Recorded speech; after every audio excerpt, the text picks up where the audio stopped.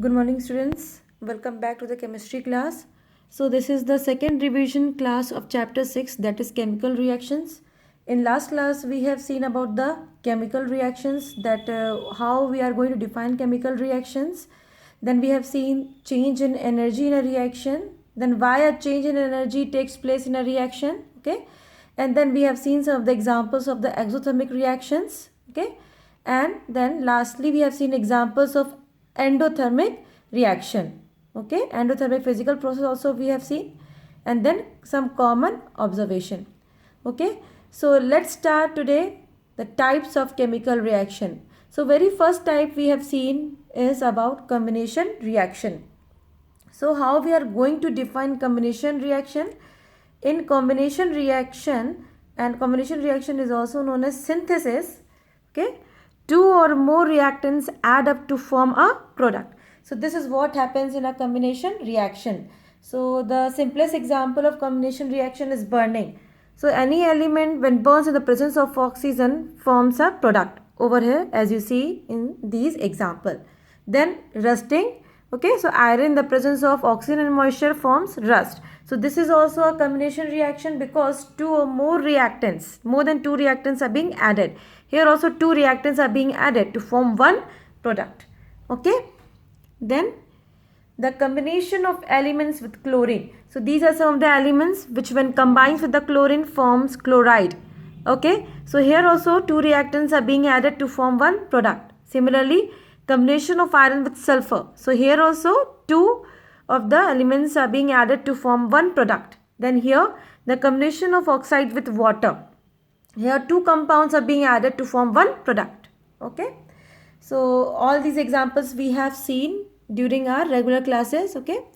Next, and the oxides of many metals combine with water to form hydroxides which are basic, okay? So all these things we have seen. So when non-metallic oxide combines with water, then acid is formed, and when metallic oxide combines with water, then bases are formed. When carbon dioxide is passed through water for some time, the water turns blue, litmus red, wine red, showing it contains an acid, okay? So this proves that acid is being formed when carbon dioxide is being passed through water. Which acid? Carbonic acid is being formed, which turns the blue litmus paper red, okay? And lime water, which is prepared by adding water to the quicklime, turns red litmus paper blue, okay? Thus lime water is basic in nature, okay? So by this we confirm the presence of acid and base. Thus acidic substance turns blue litmus red and basic substance turn red litmus blue. So this is the color transition which occur in the litmus when it comes in contact with acidic or basic substance, okay? In the presence of acid, blue litmus paper turns red, and in the presence of basic substance, red litmus turns blue.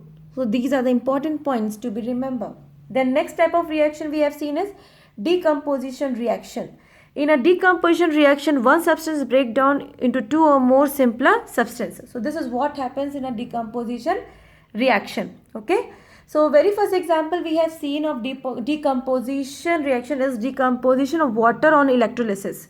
So what is this electrolysis? Electrolysis is a process in which a substance decomposed or broken down into simpler substance by passing an electric current through it. So here electric current is employed for breaking a substance into two or more simpler substance. So here acidified water on electrolysis breaks down into hydrogen and oxygen. So this is how electrolysis of water takes place. So in order to understand it better, element is being explained over here. So how electrolysis of water is carried out? Let's see. Take some water mixed with few drops of dilute sulfuric acid in beaker, okay? So why we add acid into it? In order to make the ionization process easy. Invert two test tubes full of water into it. So this is the setup which is going to be explained over here. Remove the insulation from the ends of thick wires and introduce them into the test tube, okay? As you can see in the setup. Then connect the wires to a battery and pass current for some time. Gases start collecting in the test tube. As you can see here, it is observed that the volume of gas collected over the negative electrode is twice that of gas collected over the positive electrode. So here you can see that amount of gas which is collected over the negative electrode, that is cathode, is more than the amount of gas which is being collected at the positive electrode, that is anode. Okay. So this concluded that the hydrogen gas volume is more than the oxygen gas. Okay. And thus the ratio of 2:1 is derived. Okay. Next, stop passing current when there is enough gas in the test tube. Cork the test tubes inside the water and take them out. So next step is to check the gas which is being collected in each test tube. Okay. And for that we have to perform following experiment. Very first, the gas collected at the negative electrode. So for that we have to bring a lighted matchstick near the mouth of the tube and open the mouth. The gas burns with a pop, and so it is hydrogen. So here in the case of hydrogen, what we have to do? We have to bring a lighted matchstick. So as we will bring a lighted matchstick, what will happen? A pop sound will be produced. So this confirms the presence of hydrogen. Next, the gas collected at the positive electrode. So again we will bring a test tube which we kept at the positive electrode. Then we have to bring a glowing matchstick near the mouth of the test tube and remove the cork. The matchstick gets lighted. So gas is oxygen, because oxygen is supporter of combustion. So as soon as we will bring a glowing splint or a glowing matchstick near the mouth of a test tube which contains this gas, start to burn. So this proves the presence of oxygen. Okay. Next type, the decomposition of baking soda. So this is the next example in decomposition reaction. Sodium hydrogen carbonate is baking soda. Okay, so other name of sodium hydrogen carbonate is baking soda. On strong heating, baking soda decompose into sodium carbonate, water vapor and carbon dioxide. So this baking soda decompose. So as soon as we will heat this sodium hydrogen carbonate, that is baking soda, it will decompose into sodium carbonate, water vapor and carbon dioxide. Okay. Next, the decomposition of potassium chlorate. When strongly heated, potassium chlorate gives potassium chloride and oxygen. So these are some of the examples of decomposition reaction. Next type of reaction we have seen is displacement reaction. Okay. So what is this displacement reaction? In a displacement reaction, one element displaces another from its compound and takes its place therein. Okay. So this is being decided with the help of this activity series, as you can see here.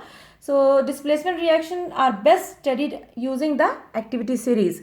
So this series is very important, as I have told in my class that you have to learn this activity series. Only then you will be able to tell which element is going to displace which element. Okay. So in the activity series, metals along with hydrogen are arranged in the order of their activity. The higher an element is placed in the activity series, the more active it is. Okay. So the element at the top most is the most active element. Okay. For example, sodium is more active than aluminium. Okay, because it is higher in position than aluminium. Then aluminium is more active than zinc. Okay, as it is higher in position than zinc. Okay, hence will fall in the following order. Sodium is more active than aluminium and aluminium is more active than zinc. So okay, so by knowing the activity series, we can easily arrange the elements in the order of the activity also. Similarly, if we want to arrange any other elements, we can also do it by learning the activity series. Then it has been observed a more active metals displaces a less active one from its compound. So this is what happens in a displacement reaction. Okay. So some of the examples we have seen. Very first, the displacement of hydrogen from water by metal. Okay. So inactive metals like potassium, sodium, calcium reacts with water and displaces hydrogen even in cold conditions, because these are very active metals. Okay, and they are higher in position than hydrogen also in the activity series. Magnesium, which is less active than above metals, reacts only at high temperature when placed in steam. Okay, so it needs high temperature only, okay, for it to react. A burning magnesium ribbon continues to burn, forming magnesium oxide and hydrogen. So here also magnesium is displacing hydrogen from water only in higher temperature. Only at higher temperature means in steam condition and burning magnesium. A less active metal like magnesium, zinc or iron easily displace hydrogen from dilute hydrochloric or sulfuric acid. So they also contain acid, also contain hydrogen. So metals like magnesium, zinc and iron can easily displace hydrogen from hydrochloric or sulfuric acid, as you can see here. Okay. The displacement of copper from copper sulfate by iron or zinc. So this also we have seen. Okay, when an iron nail is placed in the copper sulfate solution, there is brown red deposit on the copper over the iron object. After some time, the blue color of the solution changes to green owing to the formation of iron 3 sulfate. So here also you can see that iron is displacing copper from copper sulfate. Why? Because it is higher in position than copper. Okay, and there is change in color also from blue to green. Okay, then also zinc displaces copper from copper sulfate, but resultant solution is colorless. So here also color transition is there from blue to colorless. Okay, and here zinc is displacing copper because it is higher in position than copper in the activity series. So all these examples we have already discussed during our class. Then last type of reaction which we are going to see in today's revision class is double displacement reaction. Okay, so here in a double displacement reaction, the positive and negative radicals of two reactants are exchanged, leading to the precipitation of the product. Okay, so there is exchange of radicals between the two reactants happens. Okay, and one of the product which is formed is in precipitate form. Okay, this is the special characteristic of a double displacement reaction.